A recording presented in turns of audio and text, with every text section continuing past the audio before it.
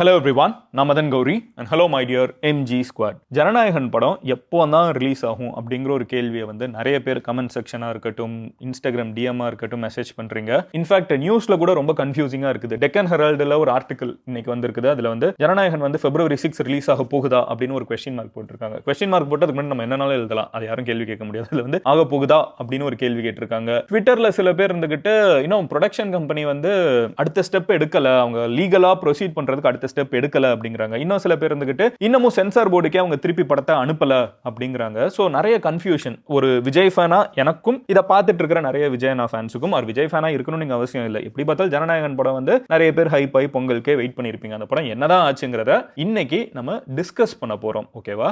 ஏன்னா எனக்கும் 100% யாருக்குமே ஆக்சுவலி என்ன நடக்க போகுதுன்னு தெரியாது. பட் என்னென்ன பாசிபிலிட்டிஸ் இருக்குதுங்கிறத நான் உங்களோட சேர்ந்து டிஸ்கஸ் பண்ண போறேன். எனக்கு இப்போ படம் ரிலீஸ் ஆகிறதுக்கு ஒரு பாசிபிலிட்டி இருக்குது. இந்த மில்லியன்ஸ் ஆஃப் பாசிபிலிட்டி, இந்த தானோஸ்க்கு அகேன்ஸ்டா டாக்டர் ஸ்ட்ரேஞ்ச் சொல்வார்ல இந்த எண்ட் கேம்ல மார்வல் படத்துல, அந்த மாதிரி அவெஞ்சர்ஸ்ல சொல்ற மாதிரி ஒரு பாசிபிலிட்டி இருக்குது. கேஸை வித்ட்ரா பண்ணிட்டு சென்சார் போர்டு கிட்ட பேசி, சென்சார் போர்டு கிட்ட மறுபடியும் சப்மிட் பண்ணி சர்டிபிகேட்டை வாங்கி படத்தை பெரிய கட் இல்லாம காப்பாத்தி சுமூகமா ரிலீஸ் பண்ணாங்கனால் படம் எந்த பிரச்சனையும் இல்லாம ரிலீஸ் ஆகும். பிப்ரவரிக்குள்ளான இது நடக்கணும். பிப்ரவரியை தாண்டிடுச்சுனால் மறுபடியும் லீகலா போய், எனக்கு தெரிஞ்சு சுப்ரீம் கோர்ட்ல ஒரு லாஸ்ட் டிச் எஃபர்ட் போடுவாங்களா இல்லைன்னு தெரியல, இது வரைக்கும் பண்ணல. பட் அவங்க அட்வான்ஸா இருக்காங்க. சென்சார் போர்டு கேவியேட் வாங்கிட்டாங்க, போட்டு இல்ல எங்களை கேட்காம எதுவும் நடக்கக்கூடாது. அப்ப சென்சார் போர்டு கோர்ட்டை பொறுத்த அளவுக்கு ஒரு ஃபைட்டிங் மோட்ல தான் இருக்காங்கன்னு தெரியுது. ஒரு விஜய் ஃபேனா எனக்கு இதெல்லாம் பாக்குறப்ப எனக்கு பார்த்து காலையில இந்த நியூஸ் தான் பார்த்தேன், ரொம்ப ஹைப்பான. ஆனா கொஞ்சம் தேடி பார்க்குறப்போ கொஞ்சம் தெளிவில்லைன்னு தெரியுது. நான் ஏன் இந்த வீடியோ மொத்தமா மேக் பண்ணேன்னா, ஒரு ஃபேனா நிறைய பேர் யோசிக்கலாம் என்ன மதன் பெருசா ஃபேன் அப்படின்னு சொல்லிட்டு இருக்கேன்னு. அது ஒரு ஃபீலிங்.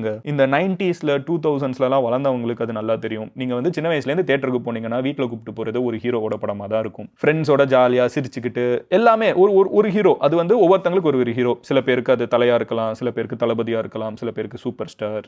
எனக்கு தளபதி. அப்படி இருக்கிறப்ப நம்மளோட சைல்ட்ஹுட் மெமரியே அவங்க தான். ஒரு இண்டஸ்ட்ரியில இருந்து நம்மளோட சைல்ட்ஹுட் மெமரியெல்லாம் நம்ம திரும்பி பார்க்குறப்போ நம்ம பண்ண பிரச்சனையில இருந்து, நம்ம ஃப்ரெண்ட்ஸ் கூட இருந்ததுல இருந்து, ஃபேமிலியோட இருந்ததுல இருந்து, லவ் பண்ணதுல இருந்து எல்லாத்துக்கும் ஒரு விஜய் பட் எங்கேயாவது ஃபிக்ஸ் பண்ணியிருப்போம். மோஸ்ட் ஆஃப் ஃபேன்ஸ் எல்லாம் அப்படிதான் ஃபார்ம் ஆவாங்க. அப்போ அப்படி இருக்கிறப்போ அவர் ஒரு இண்டஸ்ட்ரியை விட்டு போறாரு. லாஸ்ட் டைம் உள்ள போய் செலிப்ரேட் பண்ணி பார்க்கலாங்கிற ஒரு விஷயம் இல்ல அப்படின்னு தெரியறப்போ, இல்ல எப்போ நடக்கும்னு தெரியுது. இல்லன்னு தெரிஞ்சா கூட பரவாயில்ல, அதையாவது மைண்டை மேக்கப் பண்ண முடியும். இருக்கா இல்லையான்னு தெரியாம இருக்கிற குழப்பம் இருக்கு தெரியுமா, அது ரொம்ப இரிட்டேட்டிங்கா இருக்குது. காலையில இந்த மாதிரி சில நியூஸை பார்த்துட்டு சில ஸ்பெகுலேஷன்லாம் பார்க்குறப்போ கிடைச்சிருமான்னு ஹைப் இருக்குது. அப்புறம் சில ட்வீட்லாம் பார்க்குறப்போ இம்ரானுல்லா அவங்க அதை ரொம்ப ஃபாலோ பண்ணி ட்விட்டரில் போட்டுட்டு இருக்காங்க. அவங்க போடுறதெல்லாம் பார்க்குறப்ப என்னடா நடக்கலையான்னு சொல்லி டவுன் ஆகிறதா இருக்கட்டும். ஸோ இப்போதைக்கு நான் மக்கள் கிட்ட கிளாரிஃபை பண்ணிக்கிற விரும்புறது என்னன்னா, தெரிலங்க, வெயிட் பண்ணி தான் பார்க்கணும். ஒரே ஹோப், நான் சொன்ன மாதிரி இந்த மில்லியன்ஸ் ஆஃப் பாசிபிலிட்டிஸ்ல சென்சார் போர்டும் ப்ரொடக்ஷனும் அமிக்கபிளா ஒரு ஜோனுக்கு வந்துட்டாங்க, நாள் படம் ரிலீஸ் ஆகும். இல்லைனா இது இப்படியே தான் போயிட்டு இருக்கும். எனக்கு என்ன புரியலன்னா, எத்தனையோ படம் ரிலீஸ் ஆகுது, ஆனா ஏன் ஜனநாயகன் படத்துக்கு இவ்வளவு பிரச்சனை? இந்த விண்ணை தாண்டி ஒரு வயல சொல்ற மாதிரி உலகத்துல எத்தனையோ பொண்ணுங்க இருக்காங்க, நான் ஏன் ஜெஸ்ஸியை காதலிக்கணும்? அந்த மாதிரி எத்தனையோ படம் இருக்குது. 5000 படமா நம்ம இந்தியாவில் ரிலீஸ் ஆகுதுங்கிறாங்க வருஷத்துக்கு. ஏன் ஜனநாயகன் படத்துக்கு இவ்வளவு பிரச்சனை? ஒரு ஊரே எக்ஸ்பெக்ட் பண்ணுது, ஒரு ஸ்டேட்டே எக்ஸ்பெக்ட் பண்ணுது, வேர்ல்டு ஃபுல்லா இருக்கிற தமிழர்கள் எக்ஸ்பெக்ட் பண்ற ஒரு படம், அதுக்கு ஏன் இவ்வளவு பிரச்சனை?